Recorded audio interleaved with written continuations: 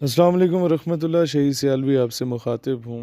ये इज़राइल के शहर तल अबीब का मंज़र है और ये बच्चा यहूदी है जहाँ असला चलाने की ट्रेनिंग पर हर स्कूल में लाजिम करार दी गई है। और उसके साथ ही यह बच्चे के लिए ट्रेनिंग लेना लाजिम इसलिए है कि इसे बताया जाता है कि तुमने बैतुल मक़दस, मस्जिद अल अक़सा मुसलमानों से सही सही और हकीकी मायनों में छुड़वानी है। और हमारे यहाँ घरों से असला उठाकर दहशतगर्दी करार दे दिया गया। हमारी नस्लों को बर्बाद करने के लिए इनके हाथों में मोबाइल पकड़ा दिया गया। इनकी बेटियों को नीम बराना हालत में टिकटॉक पे नचवाया गया और बच्चों को कहा कि जिहाद करना है तो पबजी खेलो। फिर ये बात याद रखें कि टिकटॉक के इस्तेमाल से हाँ मुस्बत इस्तेमाल होता है, लेकिन इसके इस्तेमाल से बच्चा मुजाहिद नहीं पैदा होता। लिहाजा अपनी औलादों को अपने असलाफ़ के नक्शे कदम पर चलाएं और इसी में उम्मत की भलाई है। इन्हें बताएं नूरुद्दीन जंगी कौन थे, सलाहुद्दीन अय्यूबी कौन थे, तारिक बिन ज़ियाद कौन थे, मोहम्मद बिन कासिम कौन थे, टीपू सुल्तान कौन थे, महमूद गजनवी कौन थे। 17वां हमला किया सोमनाथ के बुत पे और दुनिया के सारे सोने हीरे जवाहरात बरसगीर के उठा के हिंदू पंडित कदमों में रख गया और कहा कि ये ले लो, तुम लोग भूखे मंगते हो, तुम लोगों के पास खाने को कुछ नहीं है, तुम लोगों के पास पहनने को कुछ नहीं है, फाइनेंशियली तुम लोग वीक हो, ये लो और इस बुत को बख्श दो। तो महमूद गजनवी ने कहा कि अगर मैं आज सोने हीरे जवाहरात तस्लीम कर लेता हूँ और इस बुत को बख्श लेता हूँ तो आने वाली नस्लें मुझे महमूद बुत फरोश के नाम से जानेंगी, बुत चिकन के नाम से नहीं जानेंगी। और मैं चाहता हूँ कि आने वाली नस्लें मुझे महमूद बुत चिकन के नाम से जानें। अफसोस हमारे बच्चों को सिखाया जा रहा है कि इस्लाम अमन का दर्स देता है, इस्लाम अमन का पैगाम अमन के हालात में देता है। भाईजान, अमन हो तो इस्लाम अमन का दर्स देता है, लेकिन ये बताना चाहिए कि जब मामला मस्जिद अल अक़सा, बैतुल मक़दस की इज़्ज़त का हो, कश्मीरी बहन के सर के दुपट्टे की इज़्ज़त का हो, मासूम मज़लूम मुसलमानों की इज़्ज़तों का हो, तो इस्लाम तब गैरत का दर्स देता है। Islam is the most peaceful religion, लेकिन इस्लाम उसके साथ साथ ये नहीं कहता कि नामूस रिसालत और ख़त्म नबूवत का मामला हो तो तुम लोग जो है वो चूड़ियाँ पहन के बैठ जाओ। लिहाजा दोस्तान ज़ी वक़ार, कोशिश करो तो हमारे बच्चे गैरतमंद पैदा हों। ये नस्ल हम लोग गवा चुके हैं। मैं लायक से लायक क्लासरूम में गया, बच्चों से पूछा आप में से कितनों का पता है कि फ़लस्तीन हमारा क़िबला अव्वल है। अफसोस के साथ मुझे कहना पड़ता है कि उन 50 लायक बच्चों में से 3 या 4 के हाथ खड़े होते हैं, बाकी सारे एक दूसरे की शक्लें देख रहे होते हैं और हंस रहे होते हैं कि पता नहीं यह बंदा क्या सवाल कर रहा है, अजीब सा सवाल कर रहा है, क़िबला अव्वल का तो हमने कभी नाम ही नहीं सुना। तो जब इस चीज़ की इम्पोर्टेंस का पता ही नहीं होगा हमारे बच्चों को, तो वो कल को महकमों में, इदारों में जब पहुँचेंगे वो क्यों इसके लिए आंसू बहाएंगे। अल्लाह ताला दीन इस्लाम और वतन अज़ीज़ पाकिस्तान का हामी और नासिर हो। पाकिस्तान हमेशा जिंदाबाद।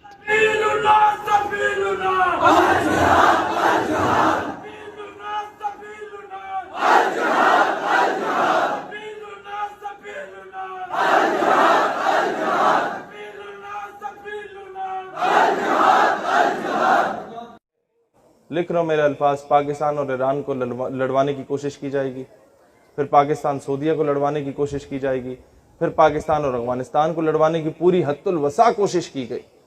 आपके मीडिया पे बैठ के आप मुस्लिम ममालिक के खिलाफ बकवास कर लें, लोग कहेंगे बल्ले बल्ले बल्ले पाकिस्तान की सालमियत की बात हो रही है।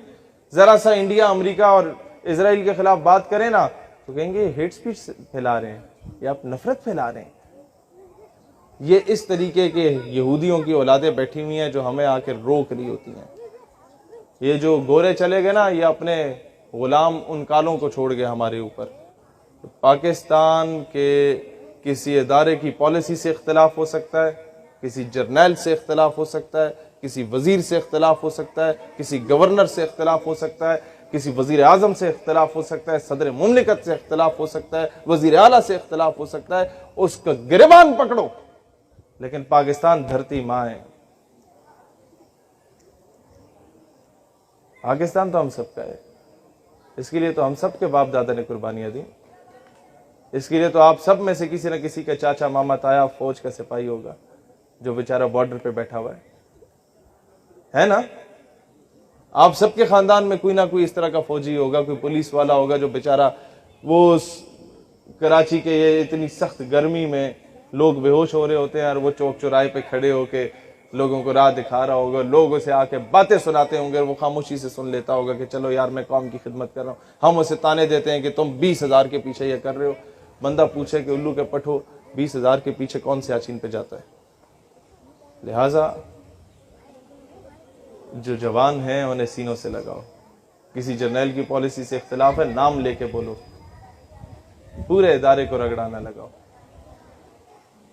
क्योंकि उससे यही होता है कि जो वो बेचारा शहादतें दे के आ रहा होता है उसके जख्मों पे नमक छिड़कता है। जर्नैल को कोई फर्क नहीं पड़ता, कोई फर्क नहीं पड़ता। उसने वही रिटायरमेंट के बाहर दफा हो जाना है मुशर्रफ की सूरत में, वहां जाके आराम से जिंदगी गुजारेगा।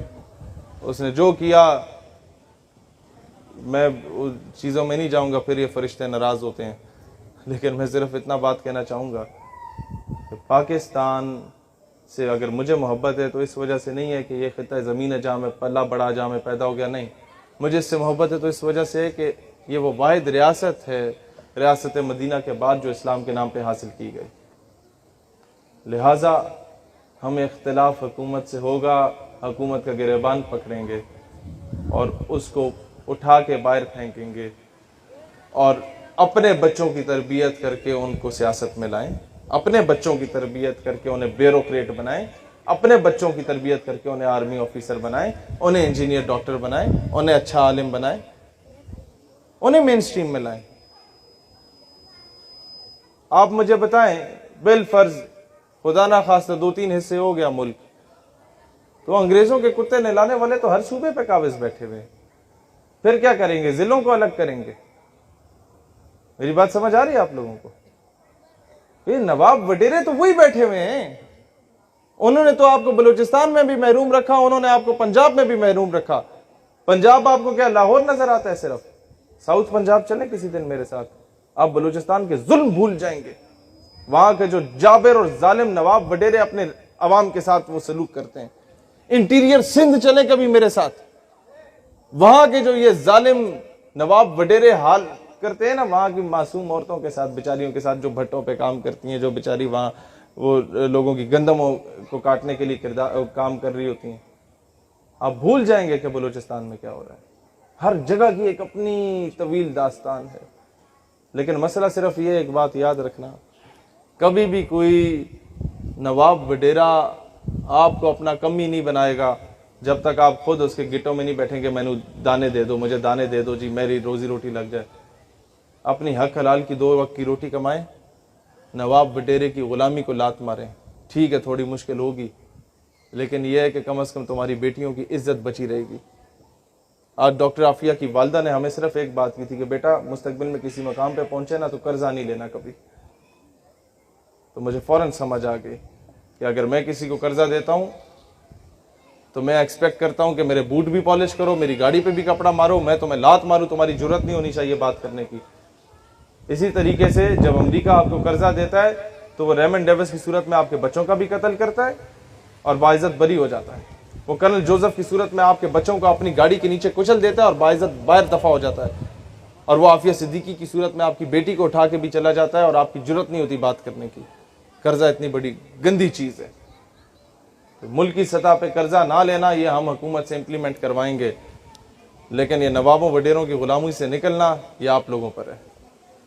अपने MNA MP आए, उन्हें को हमारी गली में नलका लगाओ, अगर वो आके लगा देता है और कहता है मुझे वोट दो, तो उससे सिर्फ ये बोलो भाई नलका लगे ना लगे हमें इससे गर्ज नहीं है, गली पक्की हो ना हो हमें इससे गर्ज नहीं है, हमें स्टाम्प पेपर पे लिख के दे दो कि तुम डॉक्टर आफिया सिद्दीकी को वापस लाओगे या नहीं लाओगे। मुझे बताया ना, कौम की इज्जत जो है, मैं आपसे बहुत सिंपल सी मिसाल देता हूँ। हमें आके उल्लू के पट्टे बताते हैं कि जी हमने आफिया सिद्दीकी बाहर दे दी तो हमने पैसे भी तो बड़े लिए, पाकिस्तान तरक्की भी तो किया, हमने बड़े मेगा प्रोजेक्ट्स किए। बंदा आपसे बोले जी अपनी बेटी मुझे दे दो, मैं उसके साथ जुल्म ज्यादती करूं और तुम्हें मैं 2 करोड़ दे दूं, तुम्हारे पास तो 2000 भी ना हो, और आप 2 करोड़ का बड़ा बंगला ले लें, गाड़ी ले लें, सारा कुछ कर लें, ऐशी करें, क्लब्स बार्स में जाएं, तो क्या दुनिया आपको इज्जतदार शहरी कहेगी? वो कहेंगे बेगैरत है, बेटी की दलाली कर रहा है। तो आज मुझे बताए ना, पाकिस्तान अगर तरक्की कर भी ले अमेरिका से टक्के लेके, तो लोग तो हमें यही कहेंगे कि बेगैरत हो गए हो, बेटी की दलाली कर रहे हो आफिया सिद्दीकी को बेच के। अफसोस की बात यह है कि आपके कराची से उसको उठाया गया डॉक्टर आफिया सिद्दीकी को, लेकिन दुख इस बात का है कि कराची ने वो रिस्पांस नहीं दिया। रिस्पांस तो मुझे दुख है कि पाकिस्तान ने पूरे कोई नहीं दिया। उम्मत मुस्लिमा का मामला है। उनकी वालदा कहती हैं, मैं आखिरी बात करके इजाजत चाहता हूं, बारिश का भी वक्त है। उनकी वालदा कहती हैं कि आफिया सिद्दीकी को रसूलुल्लाह अलैहि सलाम की ज़ियारत नसीब हुई तो वो रो पड़ी, या रसूलुल्लाह कब तक मेरा इम्तिहान लेंगे, कब तक मेरा इम्तिहान होगा। तो उन्होंने कहा, बच्चे तुम्हारा इम्तिहान हो गया, तुम तो पास हो। तो कहते हैं कैसे पास हो, ये तो मुझ पे जुल्म कर रहे हैं, अदालतों में नंगा करके पेश करते हैं और कहते हैं कि कुरान पाक के ऊपर चल के आओ। अमेरिका में कब तक इम्तिहान होगा, किसका इम्तिहान हो रहा है? अगर मेरा इम्तिहान में मैं पास हूं, तो रसूलुल्लाह अलैहिस्सलाम ने फरमाया कि उम्मत का इम्तिहान है, ये उम्मत जागेगी कि नहीं जागेगी। अगर ये उम्मत बेटियों पे नहीं जागती ना, तो फिर भूल जाओ कि कल हमारे घर में भी आके अमेरिका दस्तक देगा। ये जरा से पड़ोस में 4-5 किलोमीटर के फासले पे डॉक्टर आफिया सिद्दीकी का घर है, वहां तक दस्तक दे सकता है ना। हम कुछ भी नहीं, यहां भी दस्तक दे सकता है। आओ बेटियां पेश करो, क्या करोगे? बात वहीं पर आके खत्म होगी। हमीयत नाम था जिसका, गई तैमूर के घर से। बात वहीं पर आके खत्म होगी कि बेच के हम कहेंगे मौलाना साहब दुआ कर दें कौम की बेटी वापस आ जाए। वजीर आजम भी दुआ कर रहा होगा, मैं भी दुआ कर रहा हूँ। बंदा कुर्सी है तुम्हारी, ये जनाजा तो नहीं है, कुछ कर नहीं सकते तो उतर क्यों नहीं जाते? अल्लाह वतन को जो मेरे लूट रहे हैं, ये कौम के गद्दार हैं, मर क्यों नहीं जाते? बंदा उनसे पूछे कि भाईजान अगर आप वजीर आजम हैं, ये तो वही बात हुई ना, बेच कर तलवारें खरीद लिए मुसल्ले हमने, बेटियां लुटती रहीं और हम दुआ करते रहे और कहते रहे कि जनाब वो अपने आप को बेहतर कर दो। या जाके हमें यही, ये जो दानियाल भाई बात बता रहे ना, मिर्ज़ा कादियानी का सबसे बड़ा एम एंड ऑब्जेक्टिव आगे ये था कि जिहाद की रूह को खत्म कर दो मुसलमानों के अंदर से, इन्हें बुज़दिल और बगैरत बना दो ताकि सल्तनत बरतानिया के खिलाफ ना उठे। 1857 की जंग आज़ादी के बाद मिर्ज़ा कादियानी को लॉन्च किया गया था, और उसी के पैरोकार जो कादियानी है या नहीं है, लेकिन उसके नजरिए पे चलने वाले, क्योंकि उसका नजरिया इम्पोज कर दिया गया हर जगह पे।